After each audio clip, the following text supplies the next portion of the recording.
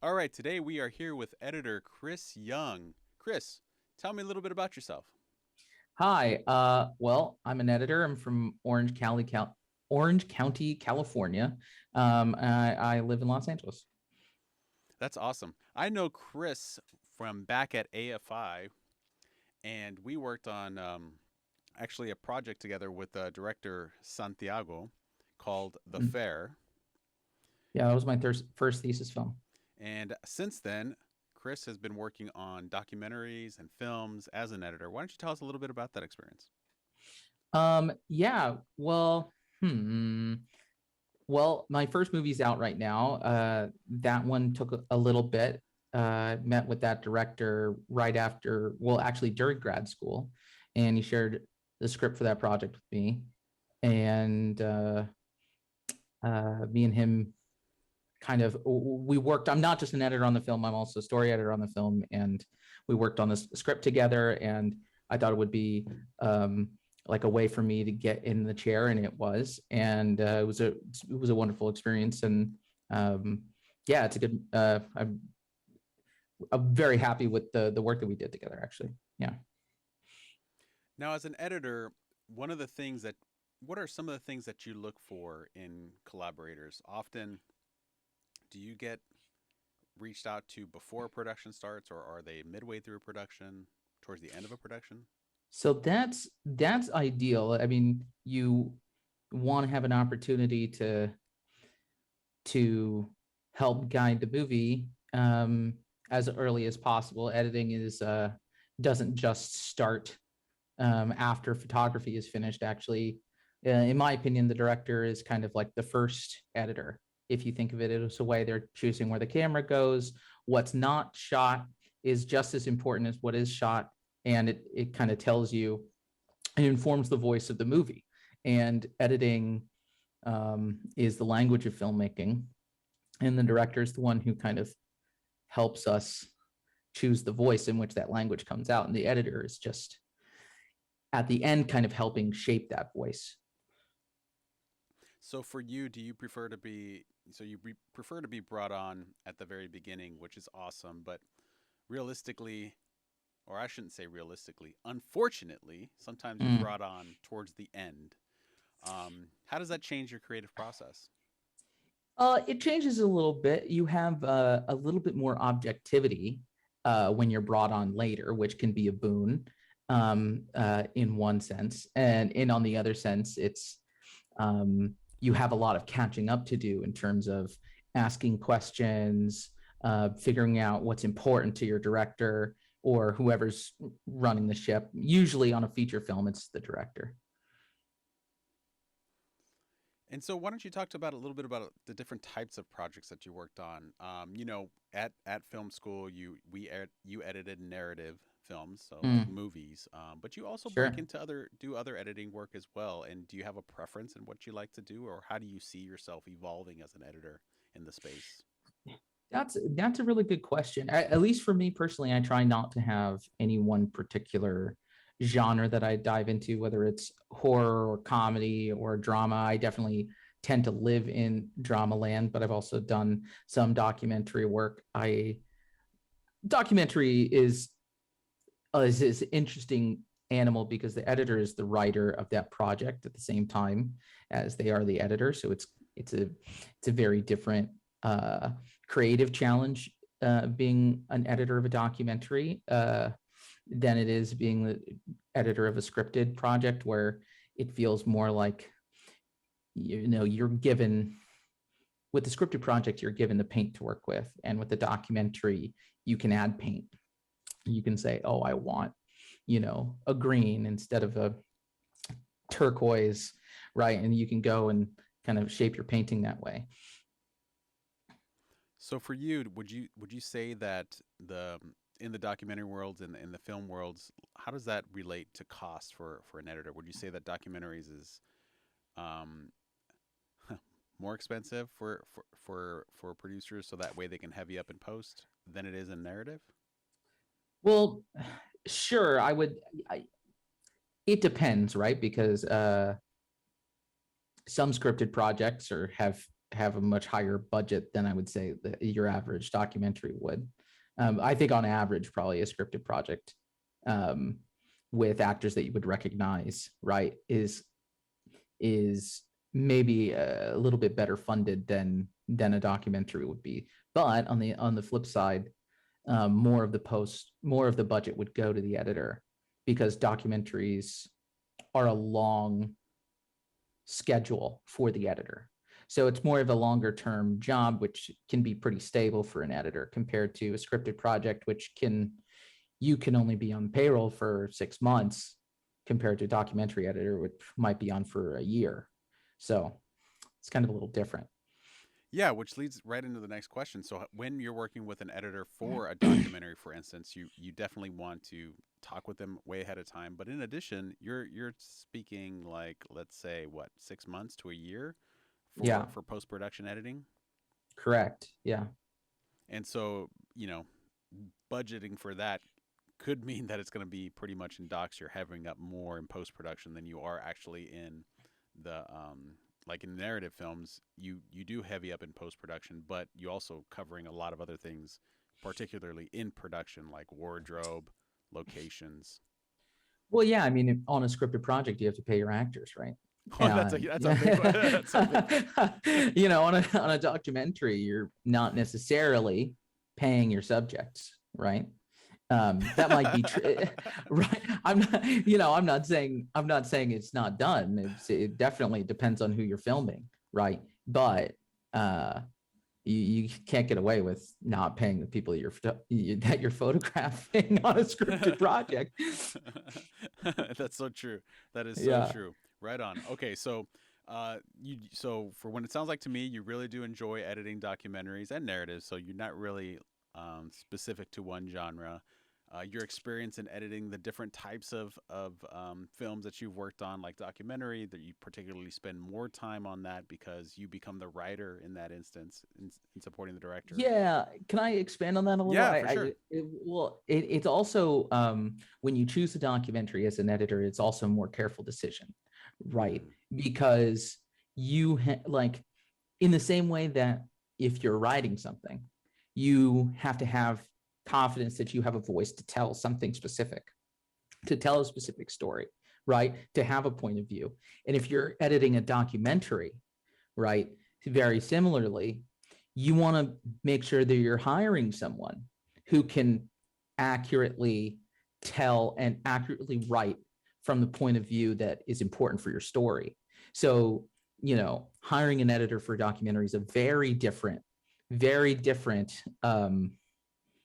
task in general, because you don't want to hire someone who has no perspective or no voice to say on the subject matter, right? You ideally, I mean, obviously you can just hire someone because you need someone to do the job, but at the same time, right, I was on a film called that was the code name. It's called Stay on Board, a Leo Baker story. It's on Netflix. And we were editing the film for a while, and we had one editor, and she was wonderful, and then she had to move on. And when she moved on, Netflix was like, we want to hire someone who's trans, because we want someone who has lived in Leo's footsteps, right? And is a little bit closer, well, not a little bit, a lot of it closer to the subject material, can more get in and dig in and like bring some very, very specific point of view to the work. And it, the cut like transformed when they came on. And that's not a coincidence. That's beautiful. Thanks for sharing that. Wow, Yeah, that's amazing. That's a really great point. So speaking of that, I guess the I got a couple of questions from that, but not to go off too far from what you're already talking about. sure. How should someone approach an editor to bring them on their project, right?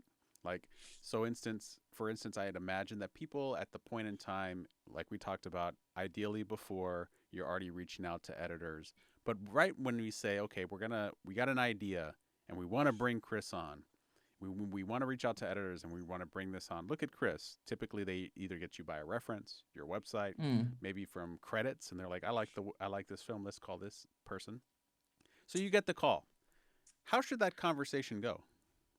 Well, firstly, the first thing, I know I'm always a little like apprehensive when it doesn't lead off with like, here's a script, right? Yeah, because not just because, you know, if I don't read the material, or if I'm not like, wow, this is engaging, right? If I'm not engaged with the material, like, I don't know what I'm saying yes to, right? So the first conversation is like, hey, I'm thinking about doing this thing, and can you sign on, and what's your rate? And I'm like, whoa, what's going on? Like, what are you shooting? I'm confused. Like, at least, like, a lookbook, or whatever material you have to go. If like Ideally, especially if you don't know the person, like, don't pitch your concept, pitch your product, right? Like, pitch what you're actually trying to make, because otherwise you're a little bit too early for trying to reach out to an editor, in my opinion, unless you have an existing relationship with your editor, and you've been talking about it, and you have a rapport. But if you're cold reaching out to someone new, whatever creative material you have, like, you better be close, because otherwise, like, you're gonna get notes. Editors aren't unopinionated people. They're gonna tell your opinions. Maybe you want that, right? So that is kind of a little bit up to the creative, or the producers, or the director, or whoever is kind of pushing the project. They need to understand, when they bring on an editor, it's like, they need to see their place in the material and have an opinion about it, and they want to read it and like it. It's not just, oh, we need someone to do the job, because that's kind of like, that's a red flag for me. If it's just like, we just need somebody, we heard you were good. Okay, well, like, did you even ask me if I liked it and wanted to work on it? That's important. So yeah, that's a great point, because it's like, don't pick up the phone and be like, we need an editor, and be like, these people don't have a soul. I just need somebody to be a tech person here, just to sit in front inside a dark room and start making some cuts. That's the worst I way to start a conversation with an editor. I think well, maybe some people are so beaten down, you know, that's their, then that's, the way they've operated. But that, you know, you want an environment for that person to come and bring something right, different. And yeah. And that starts when you first reach out to them. No, that makes a lot of sense. Essentially, what it comes down to is, on the other side of the phone, for like the producer or director, whoever's calling, if you want to know very clearly the person that you're bringing on, your editor, are they providing some type of value from their experience? Are they emotionally invested in your project? Because that's ultimately going to support you in building out your team. But but I'm sure you get the calls where you are more someone who's just technical support. So talk to me a little bit about that and how you navigate that, or is that even something that interests you? Obviously, I know money talks and stuff like that, but I mean, give me a little bit of background on that. look, no one's immune to being in a financial situation where they feel like they need to take a job. Um, but at the same time, it never feels good to just be like, here, you are just the machine, the little monkey pressing the buttons on the keyboard. Like, that's not a good working relationship. How would somebody because we've been through this many times, right? Particularly coming out of the AFI, Sure. we love our directors at the AFI, and I would imagine when we were in the editing room with them, Yeah. that's kind of how it was dealt with, right? Like, do exactly what I say. But then after a while, you got to keep pushing back, and we're all learning, at the American Film Institute, and how do we communicate so we all work together? Because that's mainly what the main objective was how can we all figure out how to work together? But the director is king, or The queen. director is king, right? Like, I mean, it is like, the idea is what's important, right? When you're working together, it's like, okay, well, the director decides which ideas win ultimately you present. however many ideas you want to them. And how you work with that person is totally up to you. If the director is like very micromanagey, like it is on the editor to set a boundary, whatever Mm. boundary they're comfortable with, right? And when you go and find, like, the other thing I would do is like just grab a copy with the editor. Like you, like, the editor is someone you're going to spend like more time with the editor than your spouse, then then the producers, then the actors, then the cinematographer. Like, you're spending, 10 hours a day with them when you get down to the nitty gritty. And if you don't have a good interpersonal rapport with that editor, it's going to be tough. It's not going to be a good time, because people get weird in post, and it gets like, it's not like this nice happy ride where it's just like you go and do the thing. And in a different way than production, right? Production, you're throwing challenges and you're getting through it together, and it's like a trial by fire, and hopefully you get to the end and it's like, okay, even if it was tough, it's like, holy shit, we got through that together. Editing's not like that. Editing is editing is like dealing with a bunch of different egos, and everyone wants their opinion heard, and like everybody is an obstacle in post. Very much so, to the success of the creative, because if there are too many chefs in the kitchen, right, that is genuinely the way it feels. And like, people have different hot buttons on different things, and the only way to like see it is to go through an entire process with them. But also, like, if you already are like not vibing, right, for lack of a better word, with the editor before you even shoot, there's no way you'll get through that and want to work with them again, right? So like, there's a vibe check, like right off the start with the editor. That's very important. That's a great point. That's a really great point. So essentially, you got to be vibing with them, because if not, you're going to be in that boat with that person for a very long time, and it can get nasty. It can get really For nasty. longer than you think, because post never stays in the boundaries of the schedule that you thought you were going to edit in, because the reality of the movie hits in, and you're like, oh shoot, we need 2 more weeks, or we need 3 more weeks, or okay, shoot, our actors pushed, oh, like, what, it just happens. It breathes like an accordion. Sometimes you'll think you'll need all this time and you schedule for it, and then things wind up, and then you have to fit your schedule really quickly. So it's a moving target, post production. Absolutely, and or you just run out of money. We got to Yeah, finish this, hopefully. Chris. Well, yeah, that's usually why you want to bring on your editor before, so you don't spend the budget and then get stuck with someone who can't do the job. Hey, that's a good trick for everybody right there. You see, I think that's one of the biggest things, is that we tend to heavy up all the money for production, which is wonderful, but then we kind of throw a random number out there instead of calling the editor up front and be like, "Hey, I'm planning to do 120 minutes, and we're probably going to have about, I'm talking about maybe for a doc, about 60 hours worth of footage, which is on the low end, but let's say 120 hours, what should I do? How should I start preparing?" And much like a DP, when you're bringing on a DP and they have their crew, editors also have their recommendations and their crew to support you. So that way, when you get to post, Yep. it's not like, oh, here's all the data, here's all the footage, get to work. It's more like, no, we've been working on this for the past 3 months now, and we're in a really good shape. Why don't you come on in and let's get to work? Yeah, and their assistant editors hopefully are people that understand their system and can help them do their job.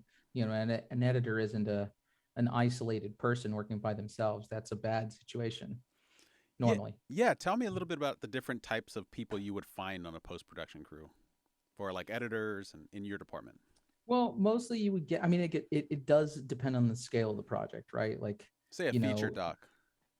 feature documentary, uh, from my experience, has an editor, an assistant editor, or two, and um, a couple other people, depending on the subject matter, whether it's a researcher or someone, a translator, whether it's an archival producer, whether it's you just or just generally a post-production supervisor that can help with, let's say there's a lot of graphics, or there's a mountain of creative decisions that need to happen while you're editing, and then there's the logistical creative decisions that you don't want you want your editor to be aware of, but you don't want your editor to do those jobs because that means that they're not cutting. So you definitely want to support your editor with the team to kind of help keep the ship going. Yeah, Or absolutely. yeah, or yeah. Music as well is another thing. Animation, if you're going to be diving into some animation, Mm, there's some different crews that you can have on your department, obviously depending on totally. scope. Yeah, the last thing you want to do, which is something usually, which does I've seen happen, is Chris will get the call already in post production. It's like, hey Ben, this is what we got. Can you do it? Yeah, that's an interesting situation. Yeah, I've been uh a lot of times I'll get called to because um somebody's editor has dropped out or they're not cutting it or something. So then you come in and it's like you've got this thing in motion and you're like, okay. And you have to be that person and be like, it's not working. Which they probably know because they're reaching out to you. And it's kind of an interesting situation because you can be very, very, very honest. You have to be very, very honest very, very quickly and get that thing into shape. It's very rare that you walk into that situation and it's like almost done. It's like, no, no. Like we need to make fast choices, you know. What type of mindset does it take to be a successful editor? Mm. Um, you can't be defensive. I think that's probably the number one thing that will not land you another job is if you're working with people and the only thing that you're ever saying is like, no, I don't like that. I don't think that'll work. Like that's don't do that. That's bad. Then it's like just because you put in time and energy on an idea and you're happy with it and you're pleased with it, like that doesn't mean that when someone says like, oh well, what about this other thing? You could be like, mm, getting stuck on an idea is probably the worst mindset you can have as an editor because then you won't move forward and then the cut won't reflect the best ideas that everyone has to bring to the table because everyone has good ideas. What is some, kind of like just little pieces of advice that you can give so that way the post production can be a smooth process? Ooh, don't be an asshole. Genuinely, like just try and be as understanding that everyone has a job that they're trying to do and it's not personal. Like they're looking out for their lane and you're looking out for your lane. And in order for post to be smooth, if you just understand that, I think there's a lot of ego that you avoid. There's a lot of like miscommunication that you avoid. Being very clear in your communication style, whatever that is super, super, super important. Like, do not be confusing when you speak. Like, be very present in how you come across. I think that's super important. That's so, yeah, Chris. So the, um, as an editor, when people ask you, "Hey, can you help me support me and edit?" What software do you see them wanting you to cut on? Oh, that is a good question. I guess it does depend on the director. They might have a preference in editing system or editing program. I mean, you will certainly miss opportunities if you don't know how to work with everything. Um, Mm. yeah, because if the director doesn't understand, you know, Adobe, that might put them off. Um, or if well, that's not usually the case. Most people, I think, understand Adobe rather than Avid.